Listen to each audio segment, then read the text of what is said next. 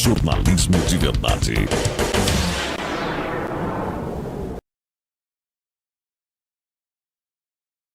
E o Exército informou ao Supremo Tribunal Federal que já entregou à Polícia Federal as armas do ex-presidente Jair Bolsonaro que estavam sob sua guarda. A corporação também afirmou que 2 das 8 armas informadas pela defesa não estavam no batalhão de polícia do Exército.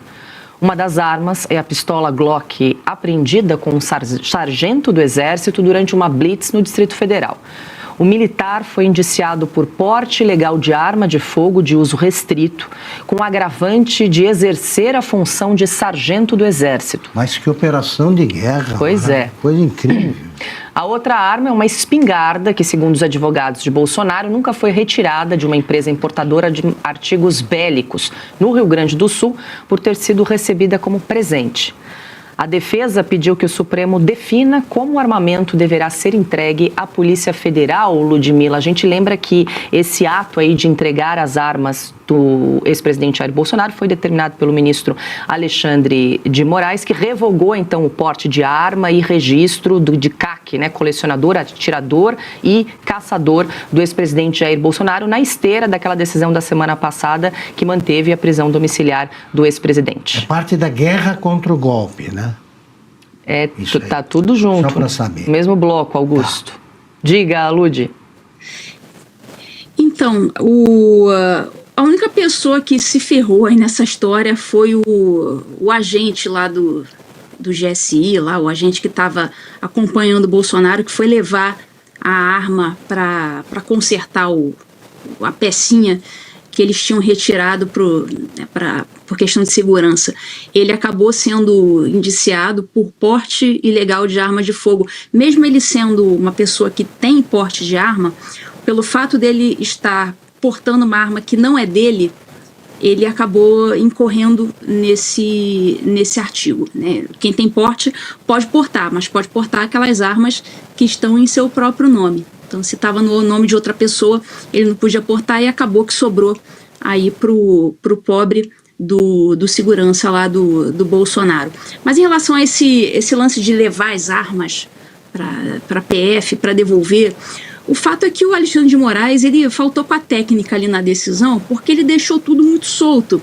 Ele não esclareceu exatamente quem deveria levar, porque é aquela coisa, para você levar a arma de outra pessoa, você tem que pegar uma guia de transporte, você não pode fazer igual esse segurança aí fez, né? Pegar a arma, botar debaixo do braço e levar, não é assim. Você tem que expedir documento, tem que pegar uma guia na polícia, não é simples assim. E ele ainda deu um prazo, né? Um prazo, salvo engano, de 48 horas para entregar as armas, só que sei lá quantos dias que eles iam levar para conseguir uma guia dessa. Então até agora nem está esclarecido exatamente quem foi que pegou, se pegou essa guia, se não pegou essa guia. Eu só sei que entregaram parte do armamento e depois eles explicaram que um outro já estava na PF e uma outra sequer chegou a ser retirada da importadora, ainda está lá, está no nome do Bolsonaro, mas ele não teve contato com essa arma em nenhum momento. Então é tudo muito, ele vai deixando tudo muito frouxo. Ele, olha, entrega aí em 48 horas, tá? Sem se preocupar na efetividade dessa decisão, se ela realmente poderia ser cumprida em 48 horas, sem que ninguém incorresse em nenhuma violação. A coisa que a gente aprende com uma semana de magistratura, não deu uma decisão que não tenha como ser cumprida. Então ele tinha que falar, olha, espeça-se, determino que a Polícia Federal espeça as respectivas guias aí de transporte para que todo mundo fique seguro. Então ele coloca todo mundo ali no fogo. Imagina só, o grupo de advogados recebendo aquela decisão e olhando e falando assim, olha, como é que a gente vai cumprir esse negócio aqui? Quem vai levar? Pô, eu vou levar? Pô, eu não quero problema para mim. Olha o que aconteceu com o agente lá de segurança do Bolsonaro. Pô, eu não, vai você. Então, deve ter ficado aquele jogo de empurra, sem ninguém saber exatamente o que fazer. É assim, se é decisão judicial sem lastro, sai escrevendo o que quer no papel, sem pensar nas consequências, sem pensar na aplicabilidade daquilo ali, se aquilo ali tem como se efetivar ou não.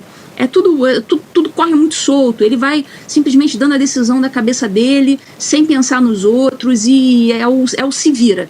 Se vira aí, entrega em 48 horas e acabou. Augusto, o ministro Moraes deixou solto ali para talvez, quem sabe, ali os advogados de Jair Bolsonaro talvez pisassem ali numa casca de banana e pudessem ensejar algum outro crime ou agravar a situação do ex-presidente Jair Bolsonaro. Estou impressionado aí com o número de armas. Isso é um verdadeiro arsenal, né? 10 armas. Imagina o que você não faz num golpe com isso aí. Vocês assistiram certamente ao filme Bananas, né, do Woody Allen. Ali ele encena, só para quem não sabe, resumindo e não dando spoiler nenhum, há um momento em que vai acontecer um golpe de Estado na América Latina, um país sul-americano, parece sul-americano, e tem o narrador que vai dizendo, olha, o presidente está saindo do palácio, ele será executado daqui a algum tempo, alguns minutos. Aí ele narra aquilo e você vê um golpe de opereta que é mais sério, deve ser levado mais a sério do que esse aí. Esse nosso golpe, que começaria no 8 de janeiro e ninguém sabe o que fariam os golpistas no dia 9. Se não tivesse havido reação nenhuma, não tivesse havido a traição por parte do Exército e a demagogia criminosa por parte do governo federal, o que eles fariam no dia 9? Certamente usariam parte das 10 armas aí para atacar alguém. Esse lado burlesco aí do Brasil é que está precisando acabar também, né? 10 armas se transforma em notícia, eles tratam seriamente, mobilizam tanto gente séria como os malucos que trabalham por perto. Com esses números, eles não têm vergonha. É esse o golpe. Não houve isso aí. Não houve. Isso aí é só parte da perseguição movido ao Bolsonaro, e deixa claro o seguinte, como está covarde o Exército brasileiro. Não tem um oficial do Exército que manifeste indignação diante disso, só isso. Não precisa dar tiro em ninguém, não precisa, pendurar. Eles iam, segundo o Lula, e enforcam quem denunciou o Tiradentes, né? Enforcam todo mundo. O delator. Pois é, inclui essa turma aí para também enforcar e tal. É muito doido o que está acontecendo no Brasil sob a apatia do povo brasileiro, é preciso que se diga, e sob o silêncio da oposição. Internautas lembram ligações de Gilmar e seu filho com a CBF. Lula beneficia parlamentares com verbas que somam cerca de 34 bilhões de reais. Tudo isso e muito mais você confere a partir de agora em Oeste Sem Filtro. E representantes dos setores produtivos do Brasil e dos Estados Unidos participaram de uma audiência do escritório do representante de comércio dos Estados Unidos para discutir a tarifa de 25% sobre produtos brasileiros. O governo do presidente Lula não participou das discussões e enviou apenas observadores. Entidades destacaram a importância de produtos como café e arroz brasileiros e pediram que alguns itens fiquem de fora da lista de tarifas. O pré-candidato à presidência, Flávio Bolsonaro, participou da audiência de hoje e pediu a suspensão da tarifa.